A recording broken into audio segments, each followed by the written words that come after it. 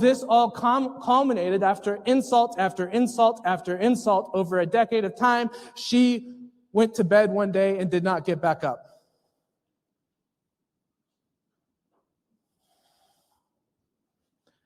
She was not functioning. I felt hopeless. She felt hopeless. It wasn't a message as a patient that I wanted to hear, as a patient advocate. At the worst of this, she was definitely dying.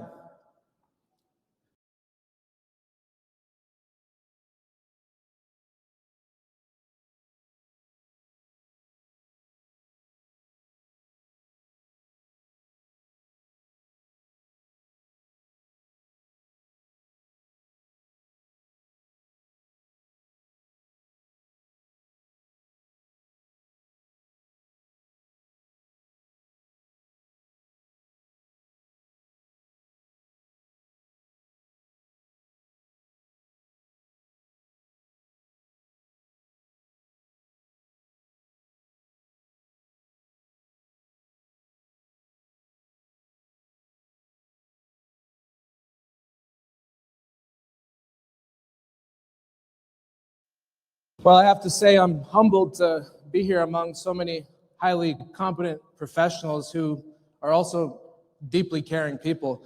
I've talked to a few of you over this weekend, and let me just say I'm really impressed with how big your hearts are and how intelligent and capable many of you are. And I've felt a sense of community already, just knowing that, hey, I'm not in this situation alone. And that's because of the conversations I've had and knowing that there's other people in the trenches dealing with mold disasters or endotoxin or actino disasters and dealing with the emotional side effects of that, as well as the relational consequences. So thank you all for being here and being so supportive. So I'm going to talk to you today about the psychological journey and really focus on agency. And in order to illustrate what I mean by agency in a full and comprehensive way, I'm going to tell you a story. And that story is about my wife and myself who have dealt with the basically worst of chronic illness issues. But in order to do that, I first have to basically define what I mean by agency. So I'll lay down some conceptual tracks for you so you know what does Ryan mean when he says agency. Then I'll make a connection between agency and chronic illness, the way that I think that they are importantly related. Then I will tell you the story, and eventually we'll extract meaning out of that through the lens of agency, and we'll integrate it. So what is agency? Well, distilled down, agency is the capacity to pursue what you value. So agency is all about the fact that you already have an orientation towards your world. Where does that orientation come from? It comes from your values. So your values drive your agency. They drive your behavior. So when we think about agency, we've got somewhat of a triadic interdependence. We've got values, we've got agency itself, the capacity to pursue what we value, and we've got behavior. And it's often taken for granted that behavior is all about value, right? It's not like the behaviorism of old in psychology 100 plus years ago, where we thought you've got a stimulus, you've got a response, that's it. That's behavior. No, we now know that what's going on inside really matters because our perceptions are filtered through our values and the way that we behave is instigated through our values. So what do I mean by values? Values come from multiple sources, but they are implicit and explicit. So think about it. When you're driving down the road, what do you notice? Well, hopefully, if you're a competent driver and you're paying attention, you notice traffic signs, you notice pedestrians, and you notice stoplights, and you try to obey traffic laws. But why do you do that? Well, there's a lot of reasons, but why? What are those reasons about? They're about values that you have, whether it be not hurting yourself, not hurting someone else, not getting a traffic citation. So your values have basically conditioned you on a neurophysiological level to pay attention to certain things. So what do we perceive? We perceive a landscape of relevance. What is relevant to us as a human being? We don't just perceive everything. There's many things when you're driving down the road that you totally miss.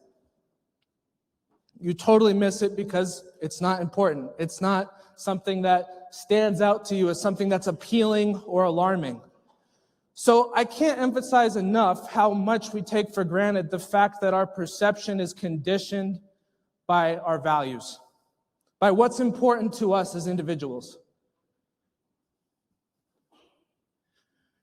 And one way to think about this is that needing and wanting precedes doing on a deep neurophysiological level.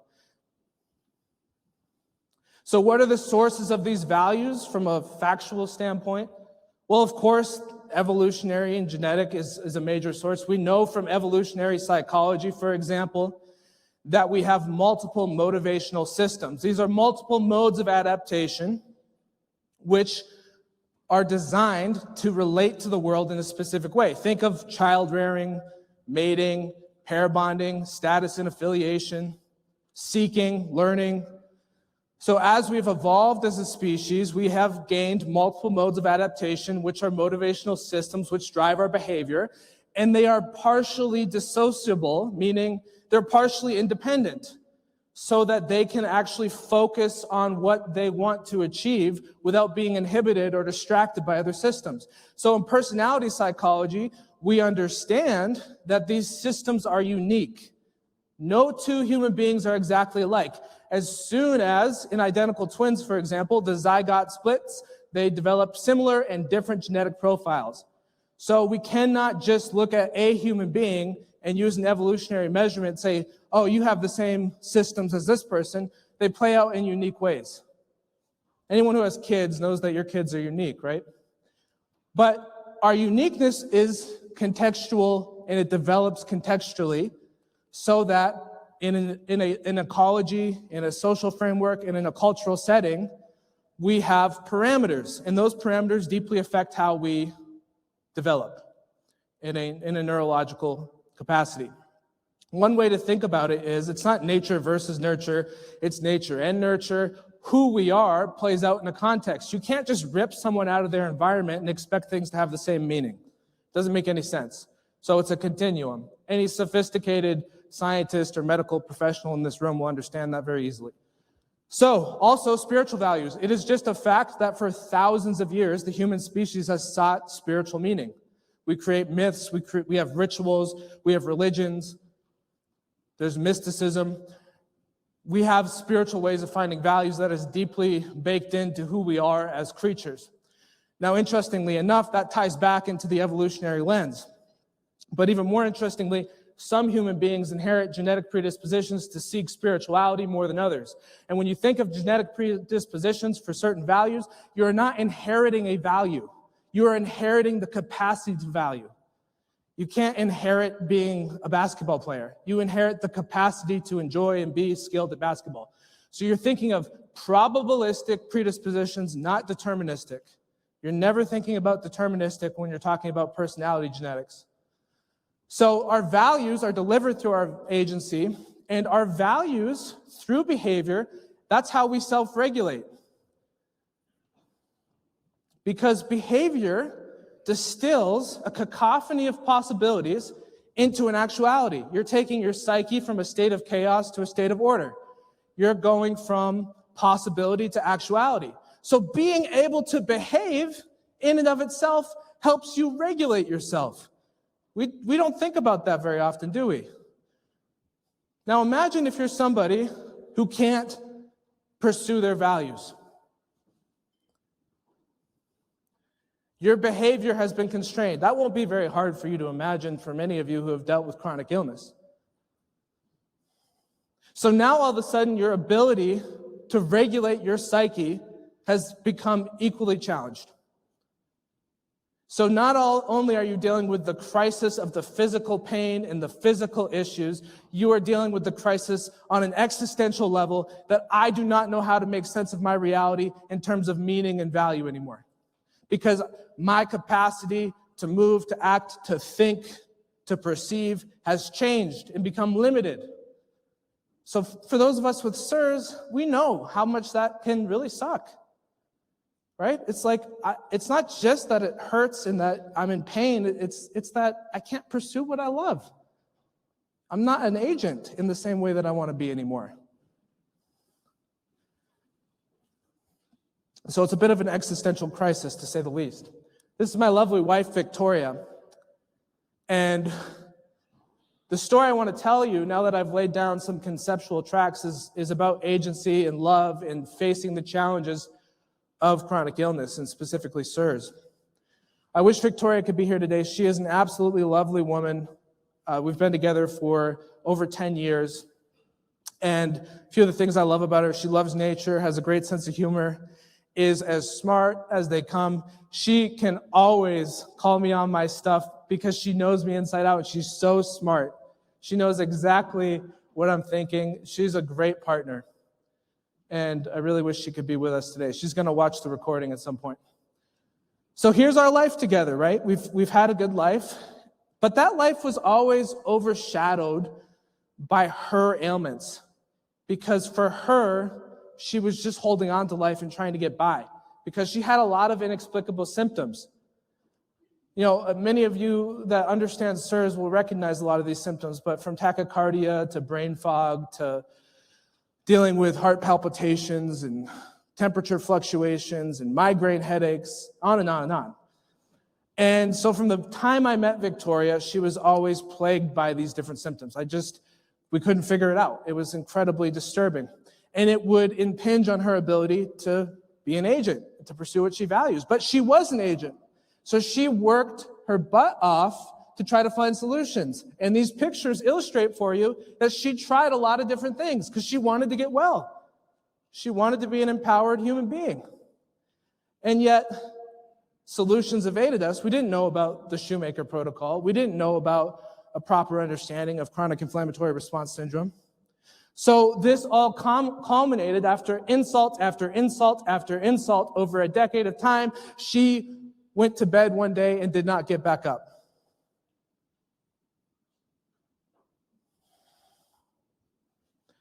She would, for a while, spend a few hours up, go to bed, then maybe an hour or two, go to bed, eventually went to bed, didn't get back up.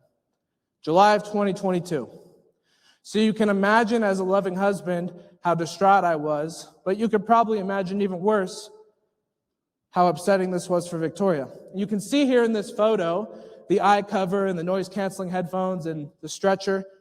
That's how we get to a routine doctor's appointment. Why the eye cover? Why the noise-canceling headphones? Sensory processing.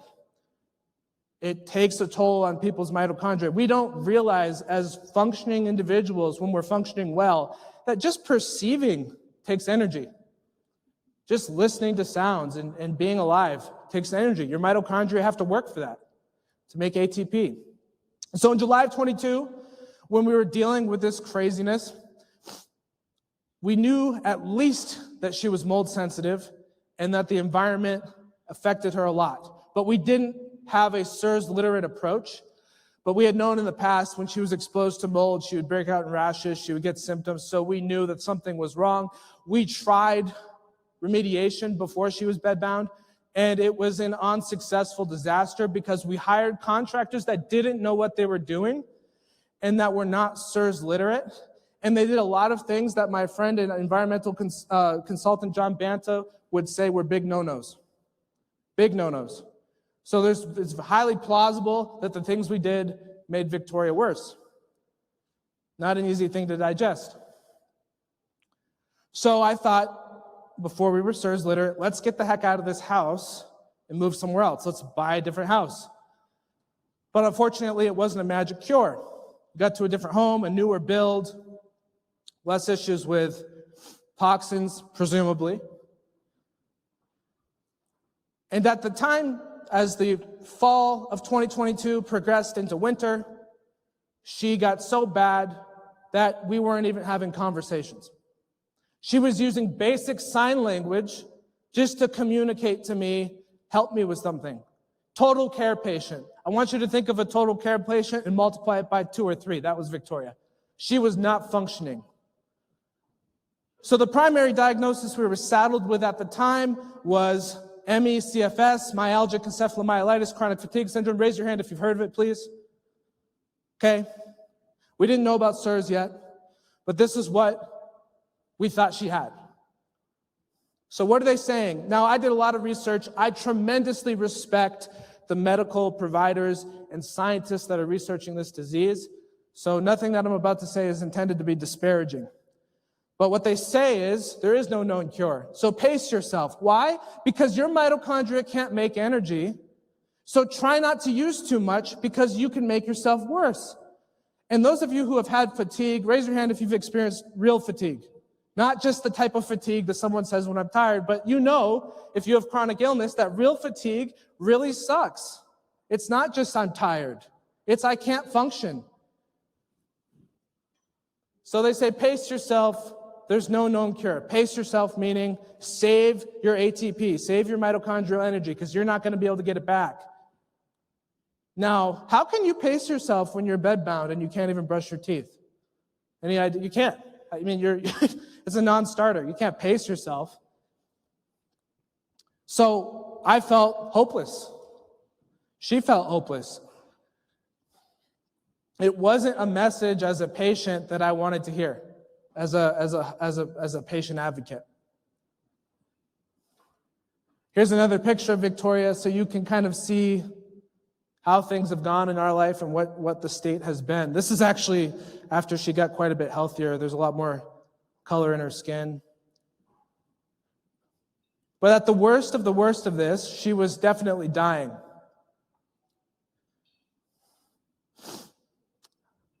But we found hope because we found Roots and Branches, Dr. D in Colorado, Dr. Bierke, and others.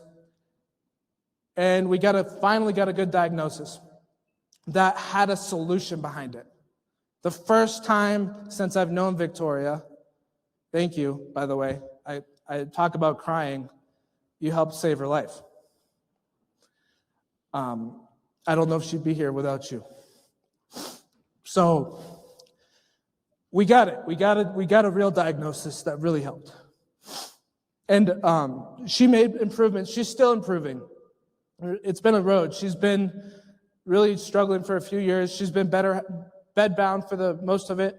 But there's layers to being bedbound. Let me just tell you for a second, for those of you that don't know. There's being bedbound and watching TV and talking to grandma and looking at your phone. And then there's being bedbound and doing nothing. Barely opening your eyes. So there's levels to hell. And she was at the bottom, okay? But that's not the reality anymore. She laughs, she eats, she talks. Her muscles are coming back. She's a true recovery miracle. And the recovery process is slow. We're still working through it. But it takes a village, right? I want to get this message out there to you healthcare professionals and remediators and everybody else, all you lovely people in this crowd.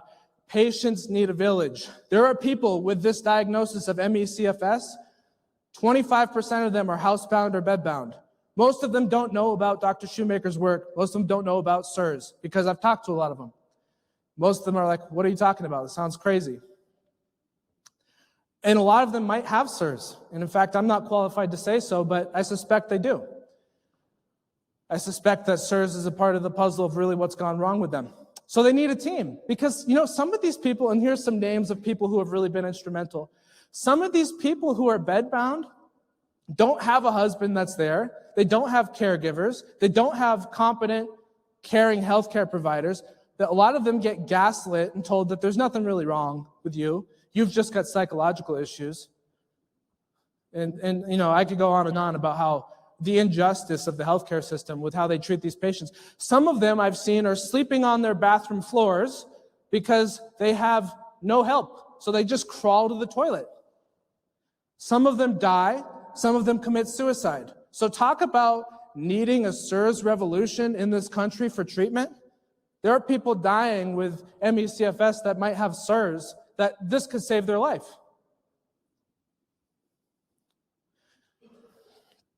So big thank you to everyone on this list. It takes a village. So there you can see some real improvements. If you would have seen when she was dying, you would be pinching yourself right now. And Dr. D has seen her because he was kind enough to do a house visit. How many doctors do house visits these days? Not very many. But he did a house visit. He came and saw her at her worst, and now he gets to see her actually living.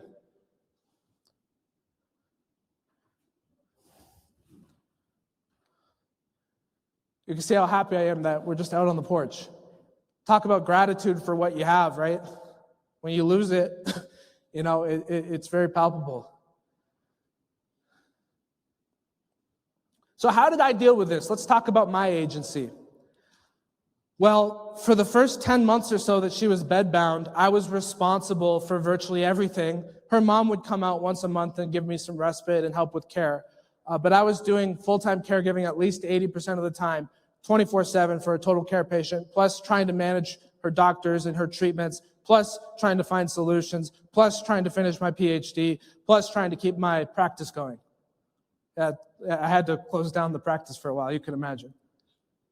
But my struggles were always oriented around when I started to feel like this was happening to me. And that's a key thing with agency that I want everyone to understand.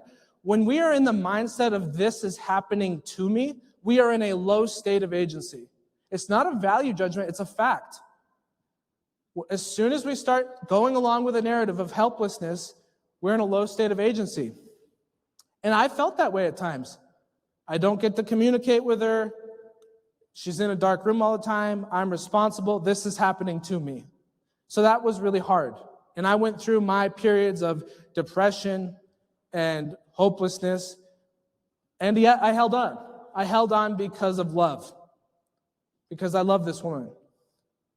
So I had to work on staying in my agency. And as somebody who has expertise in psychology, I knew some tools because I had been trained well by various mentors and wonderful people. So I worked my butt off to stay in agency. And when it wasn't pretty, I just kept working through it. I kept coming back. I got up every time I got knocked down. And sometimes it was very painful. But there were 4 key factors that helped me stay in agency. Number 1, I reminded myself of a fact. I'm choosing to be here. Nobody's handcuffing me to show up. I'm choosing to show up. I want to show up. Now that right there is an agency mindset. As soon as you make a choice and you own the fact that you're making a choice, you shift yourself out of the state of victimhood. And by the way, there's a difference between being victimized and having a mindset of victimhood. It's a distinction very few people seem to appreciate. You could be victimized and deserve healing and deserve to be heard and also not be in a state of victimhood, or you can be victimized and be in a perpetual state of victimhood. Now, does that mean that we should judge people with victimhood complexes? No. That's stuff. We've all got stuff. Who in this room doesn't have stuff? I didn't think so. We've all got stuff. I'm the first, okay? I'm number 1 has stuff to work on. But what we do is have awareness of what our stuff does to us. And when we go down that road of this is happening to me, we're in trouble. And I'm going to talk about how that even contributes to inflammation in a little bit. So I reminded myself, I'm making choices every day. I wake up every morning, I choose to be there for Victoria. What else did I do? I got help. It's easy to play the martyr when you're in a caregiver situation and then complain about how hard it is. It's hard to say, hey, can you help me out? I feel alone in this. Can we get some caregivers? It's going to cost a lot of money, but I need it. Rather than, I can't do it because of this, and that. There's always a reason we can't take care of ourselves, but there's never a good one. I did therapy. I asked my mentor, Dr. Strachan, please help me get back into my agency. Why did I ask Roger? Well, Roger's been nominated for Best Therapist in Arizona, Best Therapist in the United States. He's been doing this for over 60 years. Dr. Strachan is a true psychological genius. He was the man I wanted. So he helped me a lot. And I decided I'm going to finish my PhD and I'm going to work on doing things I love. Agency. It's very healing, very helpful. So I reclaim my agency through the process. And I also have CIRS. So I've got the inflammatory issues as well, not nearly as bad as Victoria. So another part of reclaiming my agency is going to Roots and Branches, getting some health care, taking care of Ryan. Always a reason that I have to do it tomorrow. I can't do it today. So eventually I said, okay, I got to do it. So I learned how, as a caregiver, and for many of you who know caregivers or are caregivers, if we don't take care of ourselves, we're no good to the patient at all. Because we'll disintegrate after a while. So it's all about encapsulating every factor. The fourth factor is self-awareness and choice. We say in our model of psychology, self, soul, spirit, it is what it is. It's what we do with it that matters. It's a very pithy little aphorism that packs a punch. If we can hold on to it is what it is, we don't have control over a lot of things. It's what we can control that matters. So the peak of agency is when you're thriving in a community of reciprocity. What are we doing here? We're in a community of agency. We're here to participate, to give, to receive. That's really the peak of agency. Whether you're connected to an ecology or a social group, the peak of agency is about being connected. And when you have that chronic illness, that process can be constrained. You know, for Victoria, it's like, what community? For a while. So when we're really thriving well, we're doing it together or in connection with an ecology. A lot of people find high agency in nature also. So in preparing for how can I contribute something unique at this conference, you know, I really thought about it, and I wanted to give you a takeaway that was something that would be useful. And for me, it's this thing I call the Thrive Network. And I'm just going to unpack it for you. When we start an agency, it presupposes that we have a value, right? So we're doing something because we value something. But from there, as soon as we act on it, we're in self-expression. Now, what happens when we focus? When we're in focused self-expression, we're connected to our environment and we're self-regulating because behavior is self-regulating. Now, you can go through the motions, don't get me wrong. You can express yourself and not really be present. You know, actually, a key characteristic of anxiety is you're being disrupted in what you're doing. There's some part of you that's super circumspect about your own behavior, and you're analyzing yourself so much that you're not actually there. So actual self-expression is about immersion and self-regulation, because as soon as we're behaving and we're focused, focus is a key word. Not a lot of people really know how to focus in this way.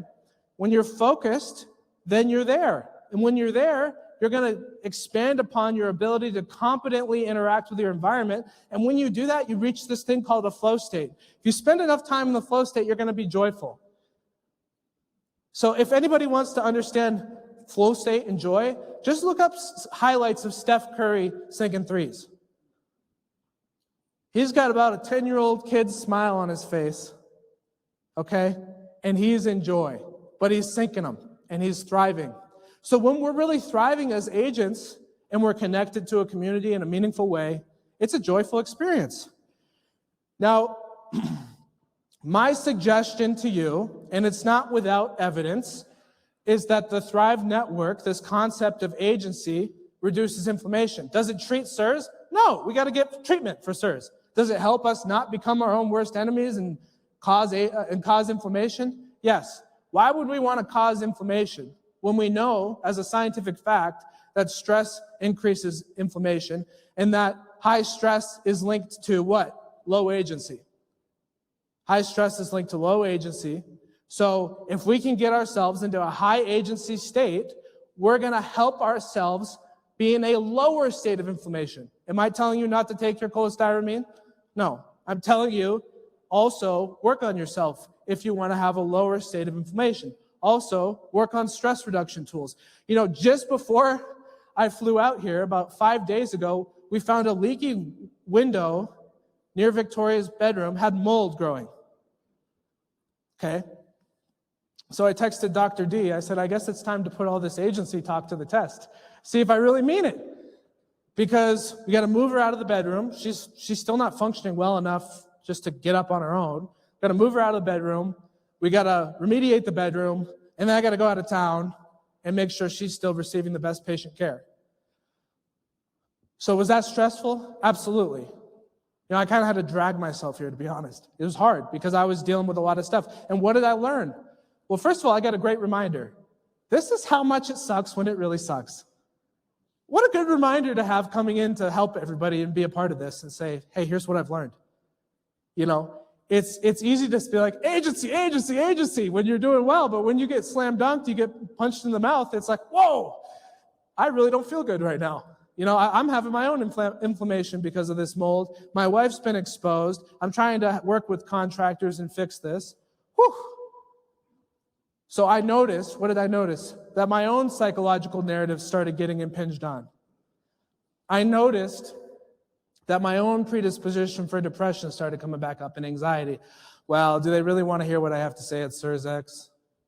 No, they can't possibly. We can't possibly really. These guys are too brilliant and too bright for me. So what's happening in that situation? Many of you are interested in the fact that these neuropsychiatric symptoms come along with exposure and inflammation. Why is that? Well, it's not because the inflammation is the sole cause, but just like one of our previous presenters said, a pathogen needs a susceptible host. What are your susceptibilities psychologically? It's important to know what your personality is made of. Because when you're thriving and you're going on high octane mitochondrial energy, it's going to be easier for you to fight your own negative affect than when you're dealing with inflammation. But does the inflammation create your personality? No. Your inflammation mediates the personality that's already there. And interestingly enough, there's emerging literature that shows a link between the genes for depression and the genes for inflammatory immunological compounds. So we can't really separate the mind and body, can we? It's one unity. As soon as we're in a body, wherever we come from, whatever you want to think about that, we're unified. There's not a divide that somehow we have a mind over here and a body over there. It's a unified entity.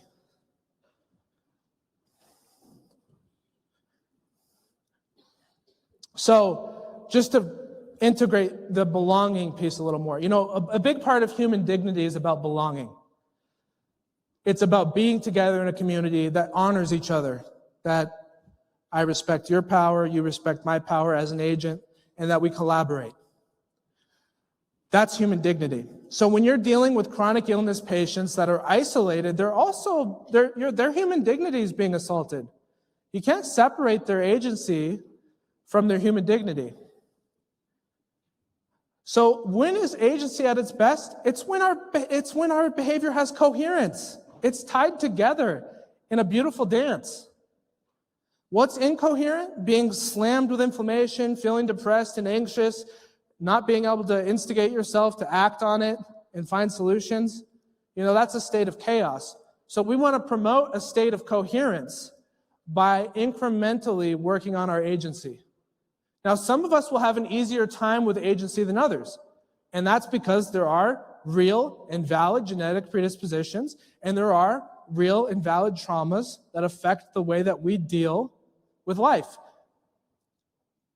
Now, those of us who have a bigger cross to bear, that means we got to do the work. We might have to work harder in therapy. Some of us, highly extroverted, lots of positive emotion, they're going to deal with agency more naturally than those of us who deal with natural depression, anxiety, etc. But if you can work on it, you can make progress. That's the key. That's why we say it is what it is. It's what you do with it that matters.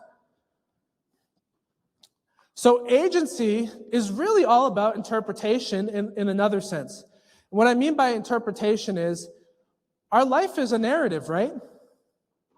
So when we get hit with a chronic illness, our interpretive structure, who we are, where we're going, why we're doing it. I'm Ryan Holzapfel, I'm working on my PhD, I'm doing this and this in my career, and here's my wife, and she loves photography and environmental work, and this is our story, this is our meaning-making value structure, this is our narrative. And what does a chronic illness do, depending on the severity? It dissolves the narrative.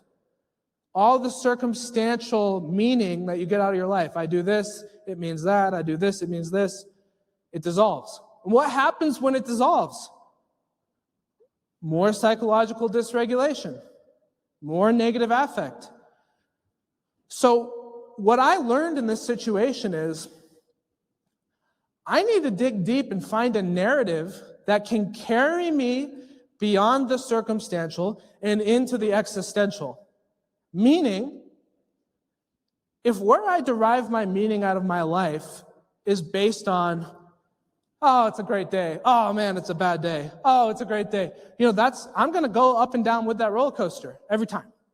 But if I can dig deep and find a narrative that's more than the circumstantial, that gives me an outlook to carry with me through different circumstances, then no matter how hard it gets, no matter how much I fall down, no matter how many bad days or bad moments, I always have that narrative inside that says, get back up, keep going, and work towards solutions.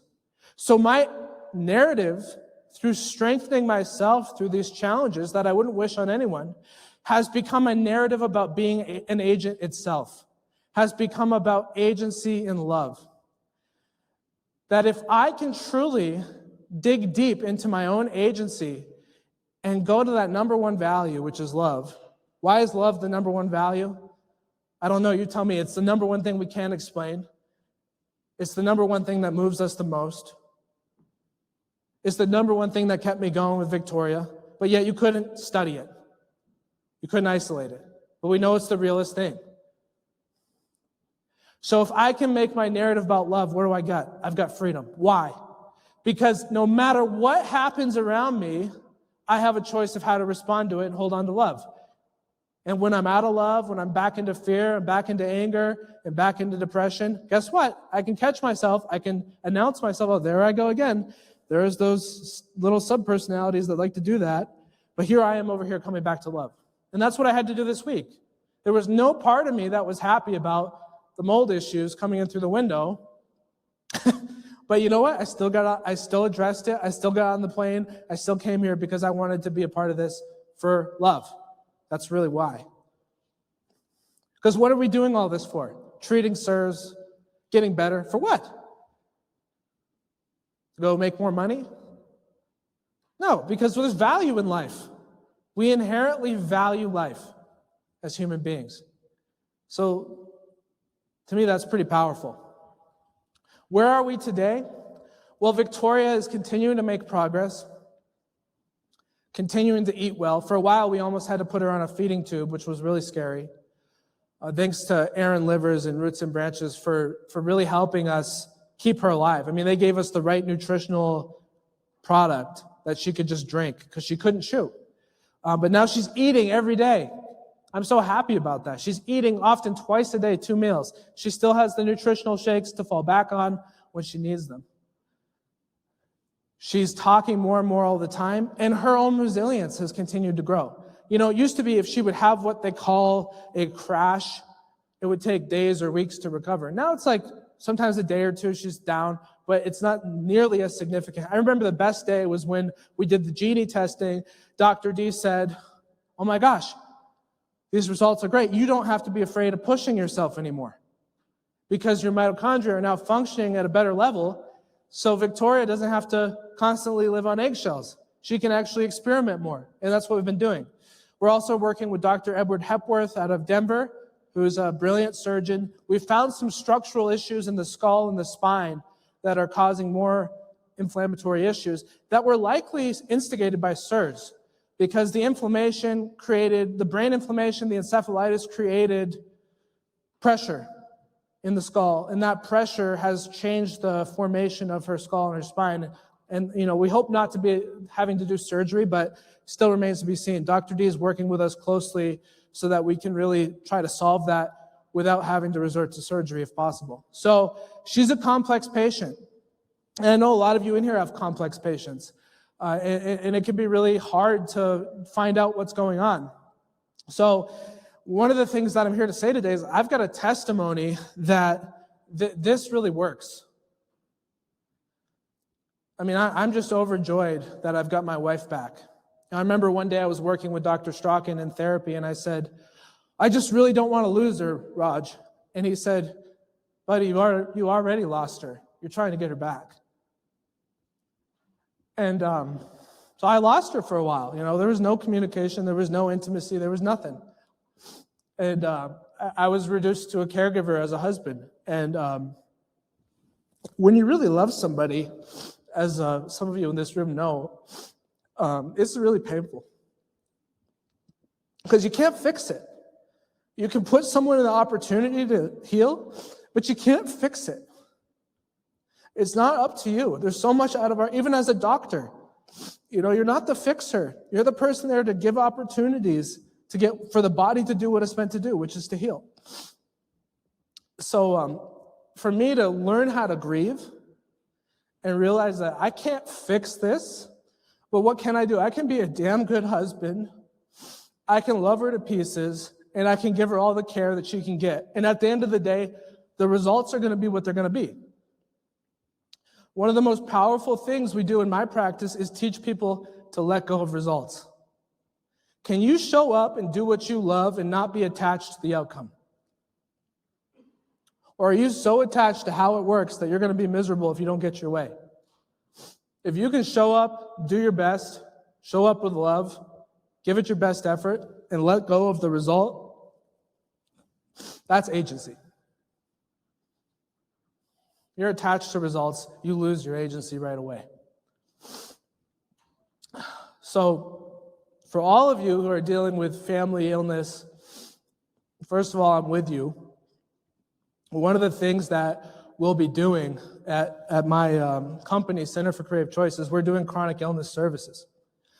Because this is real, this is where I live, okay? This is my life. And what is it about? It's about staying in agency. It's about the fact that if you focus on what you can control and let go of what you can't, you're going to be an anti-inflammatory ally to yourself. Also, what does high agency do? Doctors love it. Why? Because it's a motivated patient. They got a patient that says, it is what it is. Yeah, this sucks. Yeah, it hurts. Yeah, I'm depressed. Yeah, I'm anxious. Yeah, I've got a headache. Whatever. Yeah, I've got brain fog. But I want to do what it takes. That's a gift to a physician to show up and actually participate in your healthcare, right? So a lot of times as patients, we can be our own worst enemy because we've got parts of us that are sabotaging our own well-being through ways that we might not even be aware of. So what we try to do is get people aware, and for anyone who wants my references, you can check them on the slides. But for anybody who can be highly aware of what their parts are, what comprises you as a human being? If you understand your personality, then you're going to be in a position to really make more proactive choices. There's an old joke with one of the great therapists, Carl Rogers, and his first thing was about reflective listening.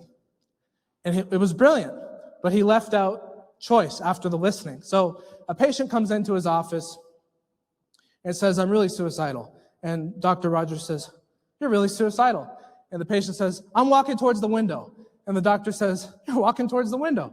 And the patient says, I'm jumping out the window. And the doctor says, you're jumping out the window. And the point is that as counselors and as human beings, awareness is only half of the battle.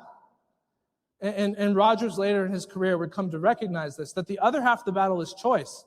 You can be aware of all you want all day long. It's not going to amount to a hill of beans if you don't do anything with it. So we at Center for Creative Choice is about awareness and choice. And I encourage you, if you're interested, check out centerforcreativechoice.com/CIRS, okay? And you're going to see chronic illness services. But you don't have to get those services from us. There's a lot of people out there who are competent people. And the point is, you want to know the best way to see if you're working with a competent therapist? Do they support high agency? There's a lot of trauma models out there that are designed to keep you in the victim. Now, the trauma work is really important, but does the therapist support you to become an agent, or is it just reinforcing the idea that you can't? If you really want to find a good therapist, find someone who's going to help you maximize your agency. Life on life's terms, right? So, anyways, I'm deeply honored to be here. Love to you all. Dr. D, you're the man. You're my hero, so thank you. Dr. Shoemaker, genius. Thank you for helping save my wife's life. Thank you.